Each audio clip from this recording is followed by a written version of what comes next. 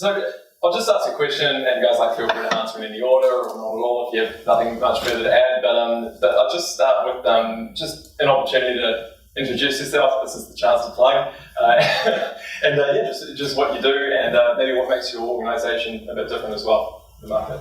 Sure. So we make handbags mainly, leather goods, leather jackets now, and we've been kind of in the luxury accessories business for 13 years. We started out, actually this is a weird experience, one floor below us right there in Madden Street, which is an old shipbuilding yard, and it was not nearly as celebrous as this. It was a shithole. But we've come a long way in the last 10 years, and we moved out here 5 years ago to a factory that we built. We didn't build the whole factory. We went into an existing building, but we built a factory inside it, and we still make around 70% of our product here in Auckland. It's been a pretty challenging journey, and I'd be lying if I didn't say that every day is kind of another great year and another lost one. But it's definitely been a pretty amazing experience. And, Awesome. Just got that. So my business is loan origination. We focus exclusively in the sort of consumer loan space. We have a heavy skew to vehicle finance, and we focus exclusively on direct to customer through digital on websites. We trade under multiple brands across Australasia. Here in New Zealand, the biggest brand that you may be aware of is the AA, the Automobile Association. AA Finance is a brand that we license. So we have a contact team down in Christchurch of about 20 staff who process loans 7 days a week, and that's managed by my business partner, Amos Banbury. And I'm up here in Christchurch taking care of the tech side of the business, relationships, and a lot of lunches. Another one today. Hey guys, so my name is Dave. My company is Umbrellar. We're New Zealand's largest hosting provider. We support 85,000 businesses across New Zealand. Have data center footprint across Australia and New Zealand. We get a deal with around 20,000 inbound contacts a month, and process 7,000 websites, and manage 300,000 virtual machines. We've got a pretty big data estate, and Salesforce is pretty much saving my life. I'm looking forward to seeing where you guys are at as well, and sharing some experiences along the way. Perfect. Thanks, guys. Just pass it around. Can I ask just for the three of you, obviously the journey to embark on CRM, it's not a small journey. What were the main challenges that you each were facing that kind of drove you to the conclusion that the CRM had to happen now? So I'll pick it up if sure. Swing it around. So, I guess for me, as a technologist in a company that I run a technology company, right, is that it's about eating your own dog food. We preach and work with our customers around data is the new currency, and understanding your customers at the heart of everything that you do. Yet if we're not actually living and breathing that through CRM, and understanding what our customers are looking at online, what content they're engaging with, and what pain points that they're researching, and what are the topics they're following on LinkedIn, and understanding what their buying patterns are, how can we actually service our customers, right? And to look at our business after 21 years of trading and go, sales operate independently, marketing operate independently, service operate independently, and to say that we're a strictly customer-focused organisation when we can't have data and transparency between the two, that's the core nucleus of the issue that we've got. So the biggest problem that we had was when I came to the company over 2 years ago was we're not doing what we say we want to do for our customers. So everyone stop, put your tools down, let's fix our own shit before we start to sell ships, or whatever that is. I'm never good with a metaphor. But that's basically the nucleus of it, right? So what are you actually trying to do? What's the vision for your business, and are you actually living and breathing what it is you're selling? In fact, I imagine it goes to your businesses as well. If you're not passionate about what it is that you're doing, how you operate your business, how can you push that vision? Absolutely. Through? So that's kind of where it came from for everything. Great, perfect. Thanks, Ed. Yeah, so for our business, we built a software solution from scratch for the 10 plus years before we deployed it to Salesforce, and it was just getting to the end of its life cycle, and it was very difficult for us to integrate third-party solutions into the solution, and so telephony, I think, was the big trigger for me. We're a contact team, and so not being able to provide intelligence to our business around, contact times, first time calls, length of calls, all those sort of useful information, we decided that we needed to go to market and find a solution. We had, with our existing system, an integration with a product called Infusionsoft for marketing automation, but once again, we were never seeing a single source of data to allow us to have intelligent conversations with our customers about how they're interacting with that type of feedback loop. And so, we went out to market and had a look at a number of solutions, and we were really impressed with the Salesforce New Voice Media combination around telephony, and that's pretty much the trigger to begin the journey. And I think, when we, like you're saying, is that single focus and all that data that we're gathering and all different elements of our digital assets that are out there in the market, we now have so much intelligence and reporting to look at, to understand how we can improve our sales cycle, and we've seen enormous improvements in the 12 months that we've been deployed. Do you remember the question? Yeah, just looked at my cheat sheet.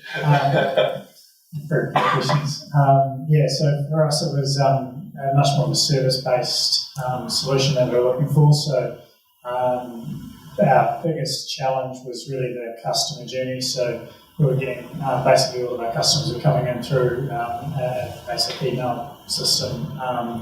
It was heavily reliant on a single staff member to maintain and respond and provide excellent customer service through a system that is not designed for that.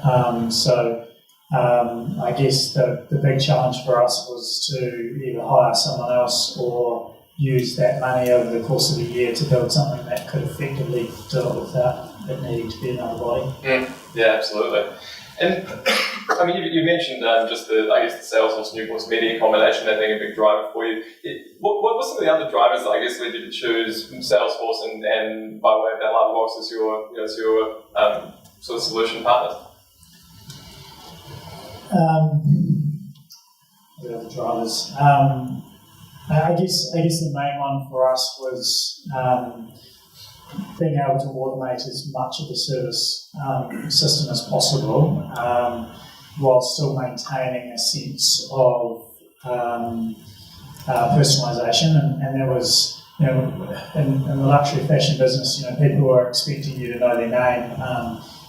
They're wanting to come into store and have a really unique kind of VIP experience, and all of the other programs that we looked at, we just weren't able to get that level of personalisation built into the system as an automatic function.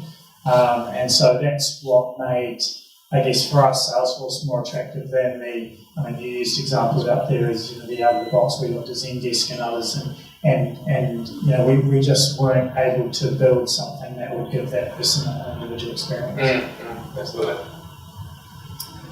Yeah, for me, I'd dealt with the Zohos and the Infusionsofts prior, and the big thing for me was the inability to sort of do the sort of customization I wanted. And when I say customization, you've got to be very careful about how much customization you do. I do believe, in hindsight, conforming to sort of a similar strategy to what Salesforce expects you to do out of the box is a real good strategy to begin with. But for me, Salesforce was the right solution that had the capabilities of customizing the product to suit my business in a really good way. And at the end of the day, I think it's important to back the right horse from an industry perspective, and we can clearly see with all the Salesforce marketing out there that they're winning the race. And the priority is always to make sure that you're heavily involved in a technology piece that's going to be well supported financially long term. So it doesn't die a natural death, which is, I've been in situations where I've had, deployed on a technology that's, under-resourced, underfunded, and you really go nowhere and you have to start again. So that's the reason why I went with Salesforce, and the ecosystem of widgets that you can, license and add on to the solution are huge. The marketplace that they've got there is pretty impressive. As an example, document creation, you can add those things in pretty quickly and deploy, which is really great. LavaBox, marketing automation was our fundamental first move into true sales. 3 or 4 years ago, and it made such a significant difference to our business that it was always going to be a huge piece of the puzzle when we moved to the next product. And clearly, when I looked to the industry to find the right service partner to help us with that, the name LavaBox kept on coming up, so that's what we used. Hey, it's slightly different take from these guys. It's mainly because I'm an engineering background, technology background, and it's my job to kind of almost work with the market and see where things are going. And the easiest way to do that is to work with partners that are shaping the market, not ones that are following it.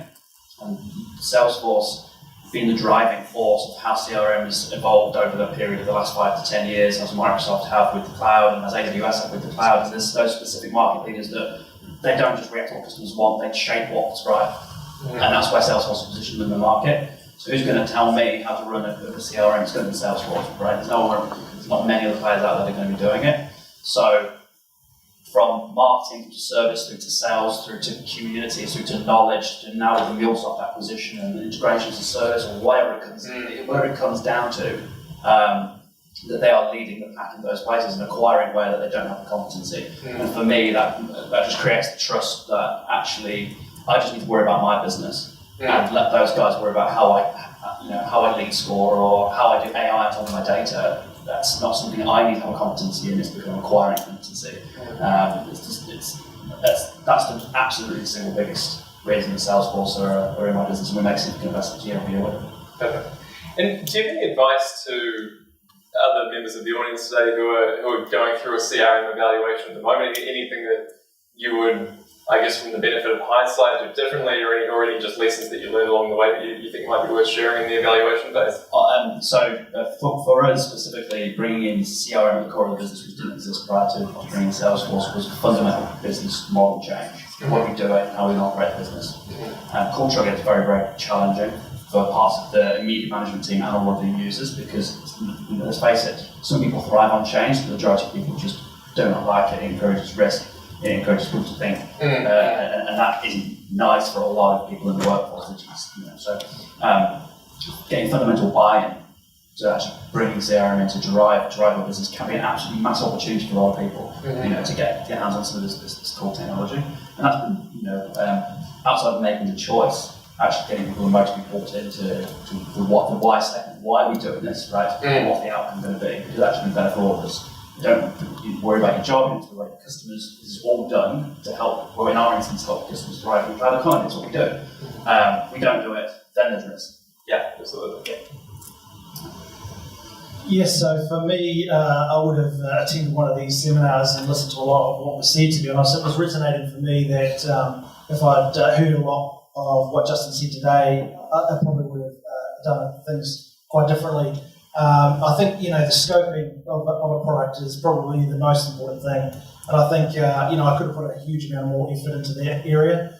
Me being sort of with multiple hats on, I spend a lot of time sort of running around doing all sorts of things. I think, putting a huge amount of effort into the scoping sessions and really understanding and documenting properly so it was clear and concise would have been probably something that I could have done more on. I definitely believe that breaking down the product and doing in short sprints, learning from the outcomes, understanding that feedback loop to your business from your business managers, and sort of using that information to gain experience and deploy a second version better is something that probably I would have done as well. I wanted to be as useful as possible today, so I actually wrote down the answer to this. Primarily because I think this is a really, really important point, and with the benefit of hindsight, I probably would have done some things the same, but others maybe differently. And the first was exactly as you said, the scoping of the project internally. And the thing for us was about deciding, I guess, or understanding what is and what's not for the customer. So just really understanding what that process looks like with the customer was the most important thing for us. finding examples of where your services could be automated versus those with the personal touch. And that was the sort of second stage for us. We went through that whole scoping process and we figured out, hey, which bits do we want to be right in there personally, and other ones, you know, do we want it to be quite automated? Understanding the key frustrations, and that was a huge one for us in our line was actually repairs, to give you an exact example of what process we went through. And for us, the biggest frustration internally in the business was dealing with repairs. It's annoying, customers are grumpy, they want to get something fixed. Unfortunately, we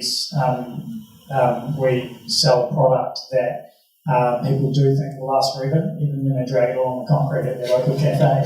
And you know, there is a certain expectation, and it is a really high quality product, and we pay a lot of money for it. So the expectation on repair service was really high, and we needed to ensure that part of the process was really well developed. And so I guess in terms of the scope, I put here that spend extra money to solve your number one problem. So if you're going to go to a CRM, you might as well find that one little gem you're going to go, and you mentioned it up there actually, and I thought it was exactly what I was thinking. You know, there's one gem you've got to hit, and for us it was nailing repairs. And then, and you put up there again, build a roadmap.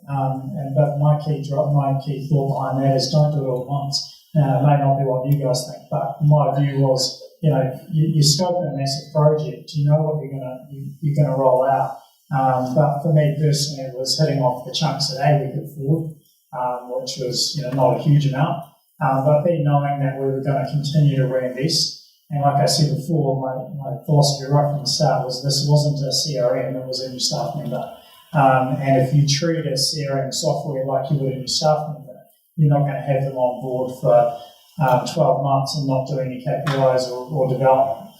So the expectation had to be that we were going to treat that CRM like they were a new staff member. Awesome, great answer.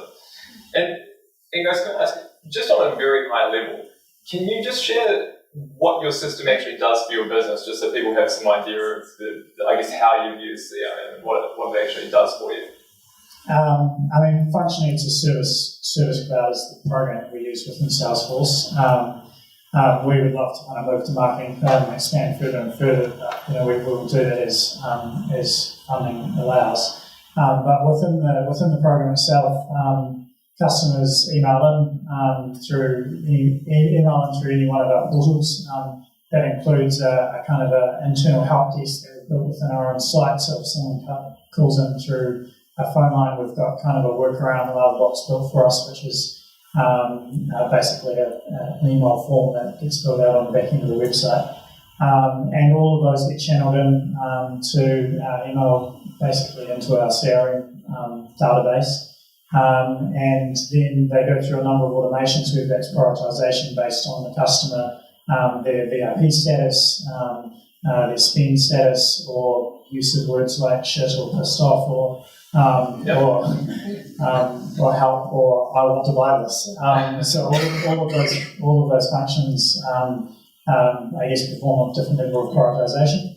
And as mentioned before, you know, we've got some other little tricks in there as well. Like our repairs process is actually pretty much fully automated,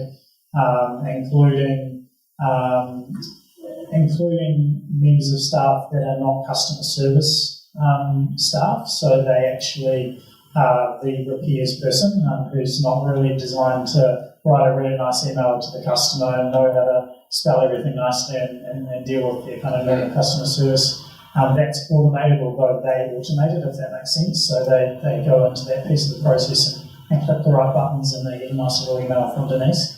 But yeah, so that's kind of the crunch. I don't think covers all. That's great. Yes, so we're on Sales Cloud, Enterprise, and we've got Pardot as well for the marketing automation. We've got 7 sites live today in New Zealand, and that ranges anywhere from 5 to 10 at any one time, depending on the lead origination volume that we need for our contact team. We've obviously got multiple brands, as I said, so we're having between 4,000 and 5,000 leads, consumer applications come to our contact team a month, and so they get allocated depending on brand, quality, and type of loan, car, personal loans, debt consolidation. So they're allocated across the sort of 19 staff we have in Christchurch. Sometimes our business managers are talking to a customer that's come to us from a AA website, so it's all about AA and conversation changes, or it's a motor vehicle finance website, or etc. So the system allows us to really interpret where the leads come from, informs the business manager of how to script, and then the team initiate conversations via new voice media, click to dial. We have voice drop within new voice media, so that if we don't get in contact, we drop messages. Then we kick off the marketing automation, SMS gateways, emails, tasks, follow-ups. We've got alternate contact strategies that last for anywhere between 15 to 60 days to try and chase a deal down. I have industry players that I deal with that sometimes get a lead at sort of 10 o'clock in the morning and don't follow up the client within sort of 24 hours. And our flow cycle is they get a call within sort of 4 minutes or less. We're able to interpret all the data that we're gathering and readjust our marketing flow depending on the performance of our different brands. And so some of the marketing automation we have across some of our brands is entirely different, even though they're both car loan products, depending on the sort of profile of the customer.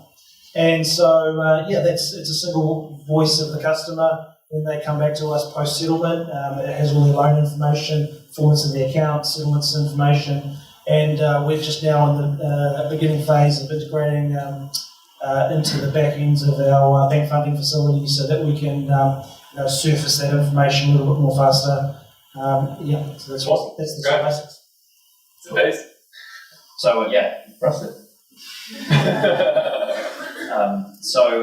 When we embarked with Justin and the guys at LavaBox, we worked and my team constructed a full revamped Nirvana lead to cash process of how we wanted to juice up at the front of the bus and how we wanted to recognise revenue in the bank account.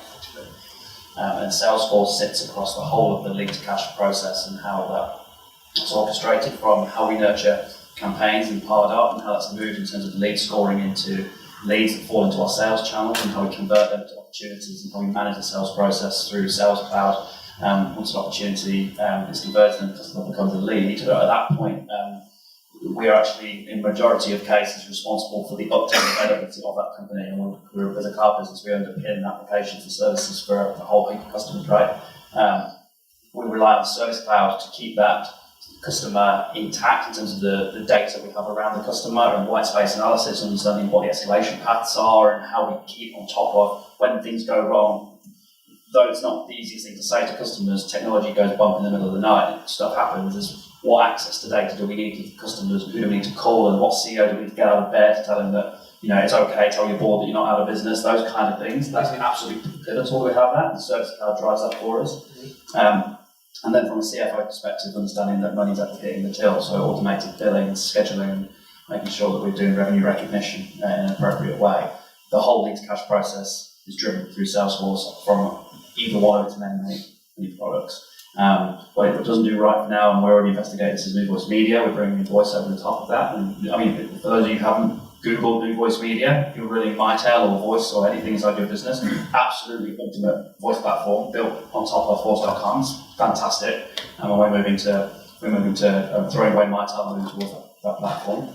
So not to reiterate what these guys said, but we actually took it seriously. Salesforce in the middle. And if it doesn't do it now, it will do it in the future. So awesome. Everything, the answer to your question. Perfect.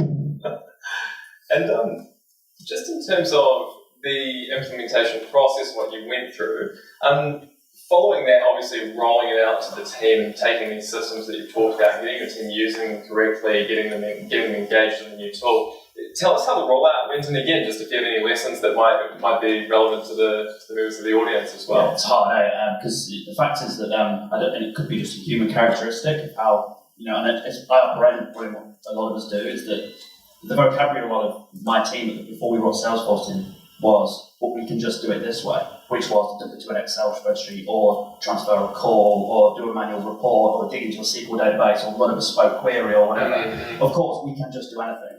But to your point, what point does that become so efficient you've got to employ the warm body to do it? There's little bits of time there. Absolutely. You can't scale a business on that. on that basis. So the user adoption was around, no, let's just remove the word just from our vocabulary for a minute, because we can't just do anything. If it's not in Salesforce, it doesn't exist. We can't automate it, we're doing it wrong. So, or you're tuning it consciously to it, have a human interaction, because it's adding value in your sense for high-value VIP customers, which makes absolutely perfect sense. Just changing the language and realising, no, we're actually doing this because of this. And when they understand the why statement, the buy-in is dramatic. If they've been involved in the scoping, that they understand what they're actually building, and if they've seen it evolve, to your point, actually rolling out becomes very easy when you build. You always want to move into a house and build it yourself because you're emotionally tied to it. And that's what Salesforce became for us. I mean, we're only 90 people, and pretty much everyone can be involved in that program. So, yeah, buy-in all the way. That's what it comes to getting that role. It becomes second nature for a while. Yeah, we obviously made the move about a year and a half ago, but I think, scoping out the right partner, building the product took about a year as well. So the moment we decided that we were going to use Salesforce, we started drinking the Kool-Aid, and we showed them all the promotional videos that those guys put together, and they have high production. I'm a techie and I love watching those videos. I don't know why, but I do. Not just the Salesforce ones. And so we showed them that, and we really got them sort of brought in early in the journey. And we keep them updated of the impacts and the solution architecture, and they really understood why we were doing everything. And our business managers are heavily skewed on commission. Over 50% of their total income is earned from commission. So, at the end of the day, they've got to be pretty damn excited about a tool that's going to help them improve their business. And our goals and objectives are aligned to our business managers. The more money they make, the more money our business makes. And customer experience has to be at the centre of that. And having a tool that allows us to do everything easily and close more deals because of it is a primary objective for the deployment. And so if the system was going to deliver that, everyone was going to be really happy. And so when we did the deployment, we knew that the feedback loop was going to be quick. And straight off the bat, everyone was pretty impressed with all the positives that we expected to get out of the product. And there was a lot of hurdles at the beginning that, particularly around speed, I think was one of the biggest issues of performance of shifting between orgs or pages. And, we had to solve those pretty fast. But at the end of the day, everyone realises that, deploying technology is never easy. And you've got to realise that there's always going to be hurdles in the early stages. And if you set the tone of that early, I think you're never going to have any possible issues with your team. So educating them all the way through the journey is what we did, and and delivering on what you said you're going to provide. The process for us pretty similar, I guess, in many ways, and not dissimilar to what you showed today, really. I think the thing that I'd say is that the involving too many different staff members was probably too complex for us. I was pretty heavily involved personally, and I kind of like building and quite into kind of construction, so I was quite involved in the technical side of it, personally got along very well with John in terms of our ability to kind of work together on the project, and that scoping process I found really enjoyable. And I think the other thing is that, what's the average time someone stays in a job nowadays? 4 years, and if you're under 30, probably more like 2. The investing a particular staff member and holding all of that knowledge can be quite tricky for a small business. So for that reason, I did retain a huge amount of control over the project. And now that I've relinquished all control, I've got a team of people that are really involved and really passionate about it. In terms of how that process then rolled out, yes, I saw all those fancy videos from Salesforce as well, and no disrespect to those guys, but there is a level of propaganda, and you kind of got to look through the bullshit and go, is this actually going to be useful? The reality is of any project when you actually begin to roll it out that it doesn't look anything like what they show you in the videos. Because you have to still put in the time and energy into making that process work for you. And I think the biggest pitfall for us in that process was the difference between Classic and Lightning. We've had recent conversations about it. But understanding that at the beginning, that how it actually looks, how the interface looks, was incredibly important for us as a fashion brand. For my staff, my customer service staff in stores and also at head office, to be invested, they needed to look at something that was attractive. And it was a really weird kind of process to have to go through, but it was like, this is too ugly. This is attractive enough for them to want to work on it. But we did get there, and to be honest, these guys were awesome to get us to that point. But as I say, you have to have it. You've got to go on with both eyes, I think, in that process. Absolutely. And just finally, before we open up to Q&A from the audience, just I know you've all worked with us in different capacities, but just some sentiments on your experience working with us as your consulting partner.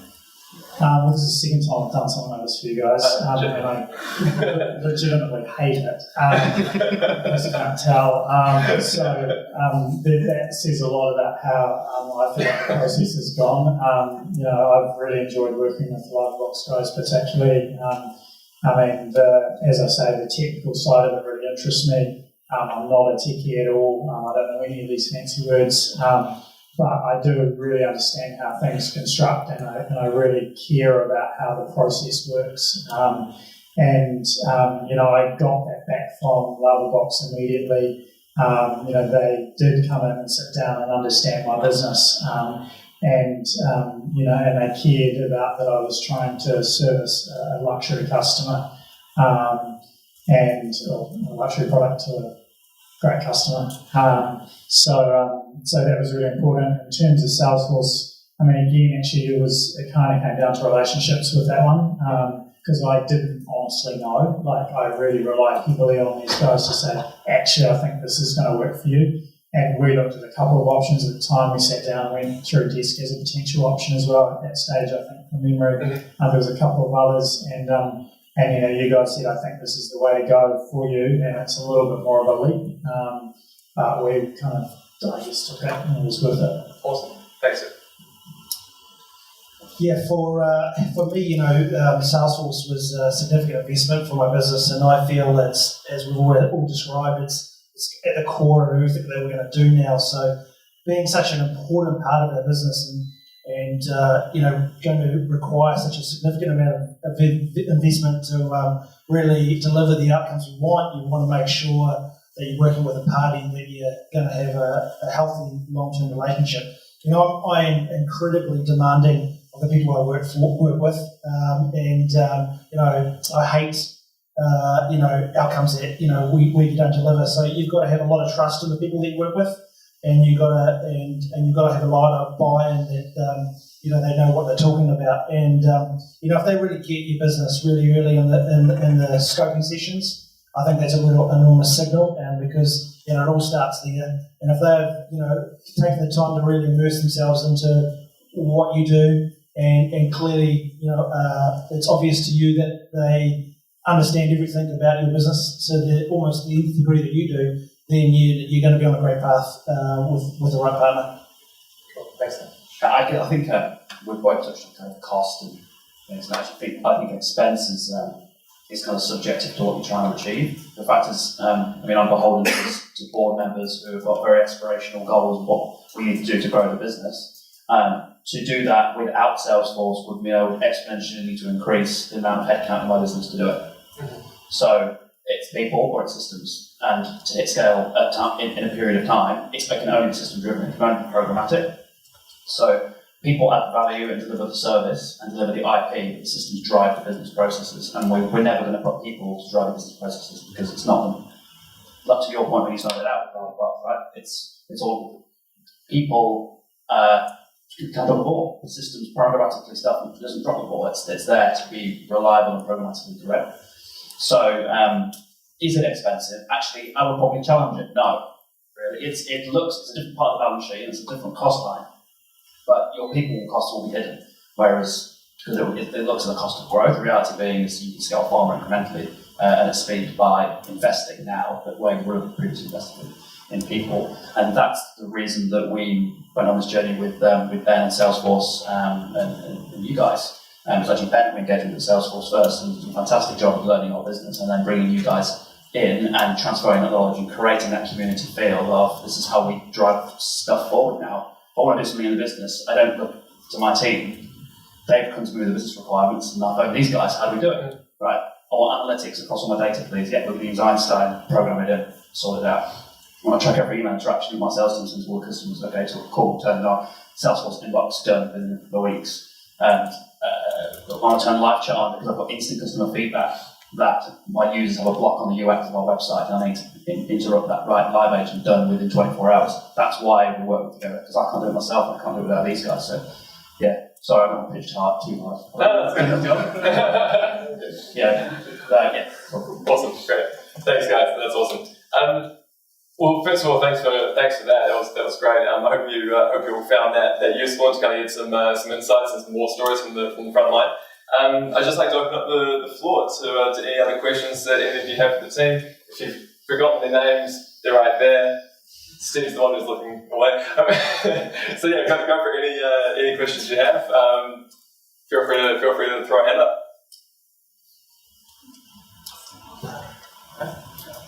Yeah, go for it. Hi, it's Ponies from Howden. I think we've spoken a lot about not trying to increase headcount, but in reality, have you had to have someone that's really dedicated to administering the platform, or in terms of how much resource it actually took to over quite a long time to do this project? Did you see your headcount having to increase anyway? So I'm sure these guys have got a view. It's probably been a consensus that the recommended approach from numerous parties that we counselled was it's not an out-of-the-box fire and forget system. It's an integral part of your business. You need to manage it, like to these guys, manage it like you manage your people agenda. So actually, we managed the Salesforce in exactly the same way. What it wasn't was incremental headcount. What it was people's roles changing. So, for example, we had marketing executives who did marketing in a certain way. We upskilled them in Pardot, and then they became marketing automation specialists. We had system administrators that were manually looking after the data platforms, and they became Salesforce administrators. Service users who were not empowered to make the right decisions about continuous improvement now have that model to go, no, I'm mastering my own destiny and how I look at customers, and now our Salesforce administration. And Trailheads, the Trailblazer, and all of the programs that exist for Salesforce to upskill your users. Actually, it's not incredible headcount, it's just changing what people do. And I think that's at probably slightly larger scale than where we're at right now. Yes, you could argue that you would like a Salesforce central administrator to not work on the lines of business parts in specific domains, but to manage security policies and to answer that channel of, oh, I've got this business problem, how do I solve it? That kind of administration. But if you've got a good business leader and a good relationship with your partner, then actually it's more empowering to just let the guys get continuous improvement. But it does require investment, but it's at the current roles, and necessarily bring just increment that can. Yeah, I think post-deployment, we just, like I said, just reallocated responsibilities. We've obviously got marketing managers, digital marketing managers in our business, so it was very easy for us to, create advocates and champions inside our organisation.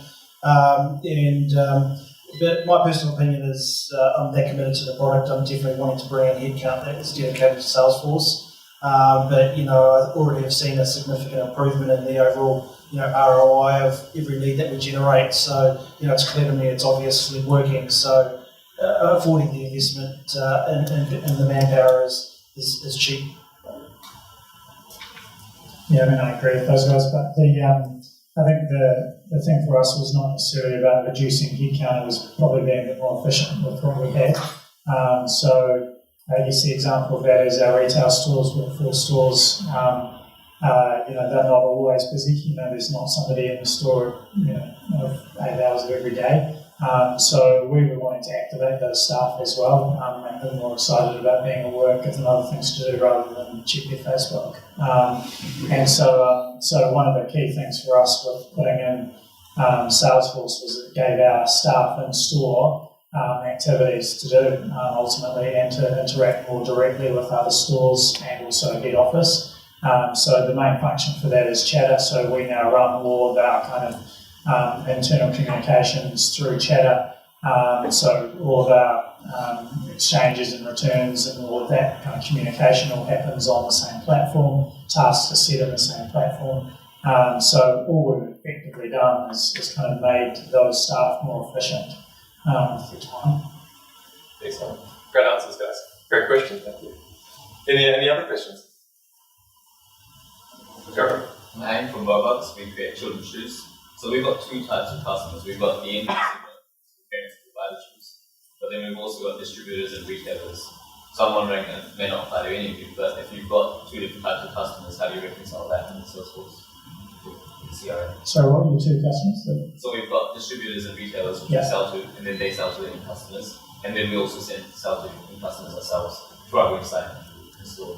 Yeah, I mean, I think I've talked to Andrew before, and I think you guys are probably even slightly more sophisticated than us in that space. I guess what we've done that partly deals with that is, so we've got concession stores which we're beginning to roll out. So Valentine is an example of that, where it's not a store that we own, but we do manage staff within that store. We also manage a lot of product that goes back and forward, and we integrate some of the sales data that comes in from that. And on top of that, we deal with all of their customer service and sort of repairs and consultation requirements more directly straight into our system.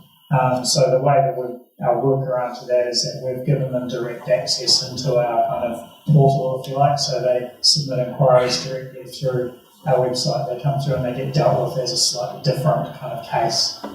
Yeah. I obviously don't know retail that well, but for me, what I like about Salesforce is we've deployed Sales Cloud, which is our direct to customer, but we now moving into a phase of post settlement management with the API integrations with the bank. So Service Cloud is going to be the sort of new deployment, hopefully over the sort of next 6 to 12 months. So Salesforce has all these different silos which allow you to sort of demonstrate a solution architecture that serves the type of customer that you're sort of managing. So I would suggest between the two of those that you'd be well served. And we're also looking to originate out of the Cavanagh community. And giving them access to the information that you have within your system is problematics. But they've got I think it's the community cloud, which is another great gateway for you to interact with your customers. So I feel like Salesforce has sort of ticked all the boxes across the board for my organisation, and I hesitate to think that there's something that suits you. Yeah, actually, it's a really good point, because we've got a very similar scenario. Technology company, we don't make shoes, but I'll think about that. We have a very similar model. So we work with partners who are effectively distributors, and we work with direct customers. And what we find, basically, it all links back to the record type of who that customer is and what they need to get the right outcome. So to unpack that very quickly, about 30 seconds. Yeah, of course, yeah. So from a service perspective, what is the process for dealing with a partner versus the process for dealing with a direct customer? And we build the independent service processes because we know who the customer is when they come in. The agent is served at that process, so there's no confusion. So the same on the sales side.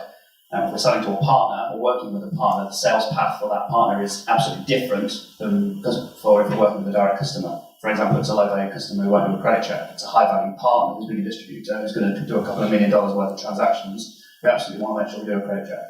So it's understanding who the customer is, who the partner is, what the outcome you're trying to drive, and then using a platform. And in this case, it would need to be the platform. You're not going to get an out-of-box service to do this. Certainly not. It's to build that on top. So the core components of Salesforce allow you to do anything you want. It's understanding what the outcome you're trying to achieve and starting with the raw data about who it is you're interfacing with. Great answers, guys. Thank you. Great question. Any others? I think we've got time for probably two more. Outside of GPP markets, we do foreign exchange trading. It's probably a question for Samel. Is there any learnings specifically about regulations around money laundering, onboarding times, going through that sort of legal perspective? Is there any requirements? Like I said, we're traditionally online. Face to face is just not done in our organisation. We're dealing with settling sort of between 800 to 1,000 leads every month, and so AML KYC is a critical component of our business, and using technology to enhance our overall capacity to satisfy those regulatory requirements is been a huge part of our journey over the last 6 to 12 months. I've dealt with the regulators personally down in Wellington to try and work out how to satisfy those components, and it's tough because they don't want to hold their head on anything really. They don't give us enough reliability on do this and you're satisfied. So what we've done is we've just tried to take a leap of faith and focus on the things that we know to be right. So we're integrating with some biometric face recognition, identifying driver's license and the face on the driver's license to the face on the camera. We're just about to go through that journey, so we should have that deployed, I think, within the next 5 months. That's a third-party application in the market space on Salesforce, and I think and I've seen them all, and I saw that at Dreamforce and realised that was probably one of the better solutions, and be happy to see the 3 solutions that I think are the best that I've seen internationally.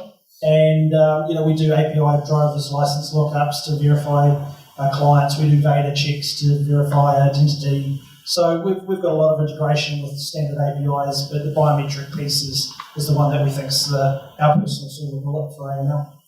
So, Yeah. Excellent. And maybe final question. First and first serve.